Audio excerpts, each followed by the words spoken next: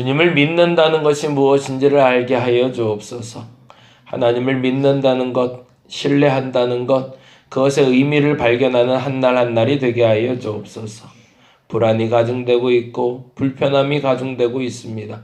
이 코로나의 확산이 언제 맞춰질지를 알 수가 없는 상황으로 더 많이 확산되어지는 이 상황에서 우리는 어떤 가치관과 어떤 기준으로 오늘을 살아야 될지를 분명히 깨달아 알게 하여 주옵시고 그렇게 살아가는 우리 되게 하여 주옵소서. 한 치 앞을 알 수 없는 인생임을 알게 하시니 감사합니다.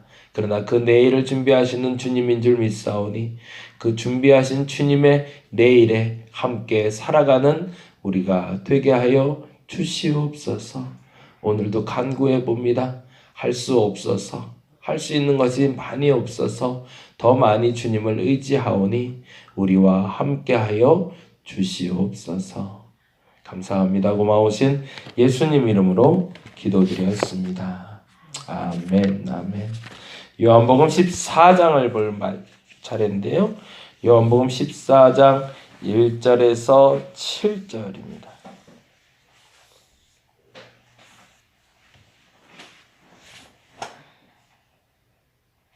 요한복음 14장 1절에서 7절 말씀 같이 한 목소리로 읽도록 하겠습니다.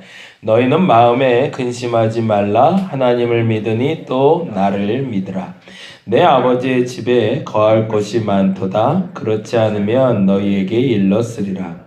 내가 너희를 위하여 거처를 예비하러 가노니 가서 너희를 위하여 거처를 예비하면 내가 다시 와서 너희를 내게로 영접하여 나 있는 곳에 너희도 있게 하리라. 내가 어디로 가든지 그 길을 너희가 아느니라. 도마가 이르되 주여 주께서 어디로 가시는지 우리가 알지 못하거늘 그 길을 어찌 알겠사옵나이까. 예수께서 이르시되 내가 곧 길이요 진리요 생명이니 나로 말미암지 않고는 아버지께로 올 자가 없느니라. 너희가 나를 알았더라면 내 아버지도 알았으리라. 이제부터는 너희가 그를 알았고 또 보았느니라. 아멘.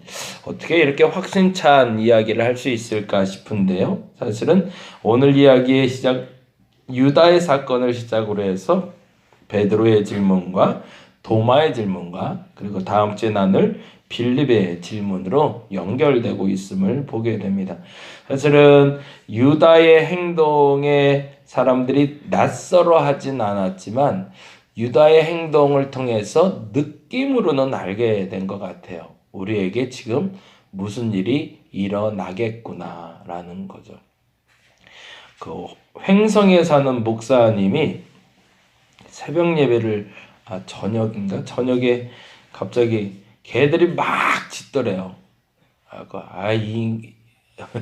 이 개들이 왜 이 밤에 짖고 난리야? 그러면서 막 뭐라 그랬대. 근데 아주 난리를 피면서 짖더래요. 그래서 화가 나고 막 뭐라고 막 있는 욕 없는 욕을 다 하고 왔대요. 그리고 집에 와서 딱 문자를 봤더니 강원도 쪽에 지진이 났다고. 그래서 그 얘기 듣고 참 저 개들이 나를 살리려고 한 짓인데 내가 거기다 또 뭐라고 그랬구나 라고 얘기했다고 그러더라고요. 사람이 잘은 모르지만 내일 있어야 될 일에 대해서 느낄 수 있도록 하나님이 만들어 주셨어요. 근데 느낄 수 있다라는 말은 다른 말로 하면 내일에 대해서 감지는 됐지만 모른다는 말이 전제가 되는 거죠. 그때 찾아오는 감정은 평안함이 아니라 불안함인 거죠. 뭔가 일어날 것 같아. 왠지 무슨 일이 있을 것 같아. 라는 얘기 우리 마음속에 종종 하게 되는데 제자들은 그 유다의 움직임과 예수님과의 대화와 세족식의 모든 과정을 통해서 왠지 뭔가 있을 것 같은 근데 그것이 무엇인지 잘 모를 그러니까 마음에 찾아온 것이 불안함이었던 거죠. 그러자 주께서는 그 마음을 가라앉혀 줄 필요가 있었던 거죠. 근데 그 첫 번째 질문한 자 베드로는 얼토당토 않은 말을 하자 그 말에 대해서 너 그렇게 말하면 안 돼 결국엔 너도 실수할 수 있어 라고 얘기하고 있는 거고, 그래서 그 실수에 대해서 미연에 방지해주는 역할이기도 했지만 더 중요한 건 그 실수를 넘어서 그를 위로하시는 예수님의 모습을 본 것이 어저께 장면이었죠. 그러면서 그 실수는 누구나 할 수 있다. 그러나 그 후에는 너도 알고 앞으로 그런 동일한 실수는 하지 않게 될 것이다 라고 이야기하는 게 베드로와의 대화에서 나온 이야기라면, 그건 베드로에게 베드로답게 이해할 수 있도록 얘기해 주신 거죠. 근데 반면에 오늘 도마에게는 도마답게 도마가 이해할 수 있도록 이야기하는 장면이 시작이 되고 있습니다. 그게 바로 5절 말씀이 되죠. 5절 말씀 읽어볼까요? 도마가 이르되 주여 주께서 어디로 가시는지 우리가 알지 못하거늘 그 길을 어찌 알겠사옵나이까. 도마의 감정이 조금 느껴지시나요? 도대체 뭔 얘기를 하시는 거예요? 라는 거죠. 이 앞뒤 맥락이 없는 이 얘기를 우리에게 왜 자꾸 하시는 거예요? 그러면서 심지어 원인도 모르는데 결과를 우리가 어떻게 합니까? 라는 말이 오늘의 말인 거죠. 그 길을 우리가 어떻게 알아요? 가보지도 못했고 알지도 못하는 길을 우리가 도대체 어떻게 안다고 얘기합니까? 왜 그렇게 얘기했을까요? 그건 우리가 잘 알고 있는 도마의 습관을 통해서 우리는 이해할 수가 있죠. 우리는 도마를 알고 있으니까. 왜요? 도마는 경험하지 않으면 모른다라고 말하는 사람이니까. 베드로는 일단 뱉고 보는 사람이지만 뱉은 다음에 그 말에 책임을 지는 사람이기 때문에 베드로는 베드로답게 이렇게 얘기해 주신 거고, 도마는 경험하지 못하면 모른다라고 말하는 사람이기 때문에 네가 그동안 나를 경험했다라고 표현하고 있는 거죠.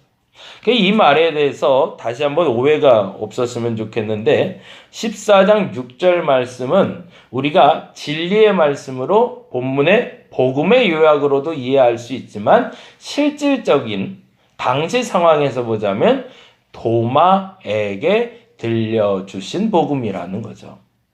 그 말을 저와 여러분이 곡해하지 않고 이해할 수 있으면 좋겠습니다.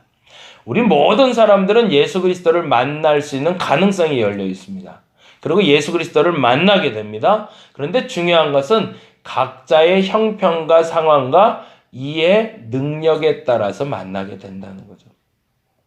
모든 사람에게 공통적인 특징을 가지고 그 말을, 그 뜻을, 그 모든 형상들을 이해할 수 있게 찾아오시는 예수님이 아니라 내게 이해될 수 있도록, 내가 공감할 수 있도록 나의 나됨에 맞게 적합하게 찾아오는 분이 바로 예수님이라는 겁니다.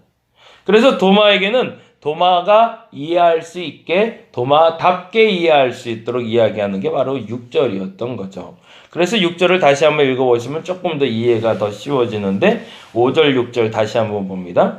도마가 이르되 주여 주께서 어디로 가시는지 우리가 알지 못하거늘 그 길을 어찌 알겠사옵나이까? 라고 얘기했더니 예수님이 이렇게 얘기하시죠. 예수께서 이르시되 내가 곧 길이요 진리요 생명이니 나로 말미암지 않고는 아버지께로 올 자가 없느니라. 두 가지의 의미를 갖고 있죠. 나로 말미암지 않고는 아버지께로 올 자가 없느니라 라는 말을 통해서 네가 앞으로 더 경험하게 되겠지만 나 외에 다른 길 없는 걸 네가 알게 될 거야.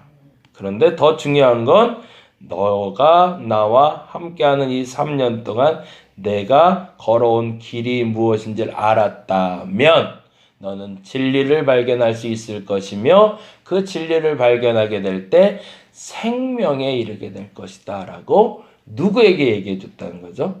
도마에게 얘기해 줬다는 거죠.